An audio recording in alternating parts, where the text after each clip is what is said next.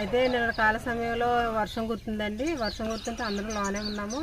నేను రాత్రి ఒక్కసారి అసలు కన్ను మూసి తెరిచేలోగా పెద్ద గాలి అండి, అసలు సుడిగాలి వచ్చినట్టు వచ్చేసిందండి, నల్లగా వచ్చేసి ఒక్కసారి కన్ను మూసి తెరిచేలోగా మొత్తం ఇక్కడ ఉన్న ఇళ్ళన్నీ పైకి లేచిపోయాయండి. రేకుల షెడ్లు, మనుషులందరూ దాంట్లోనే ఉన్నారండి. ఆ మనుషులు ఉండగానే ఆ రేకుల షెడ్ మనుషుల మీద పడిపోయిందండి. పాపం చాలా కొంచెం దెబ్బలు కూడా తగిలినాయండి.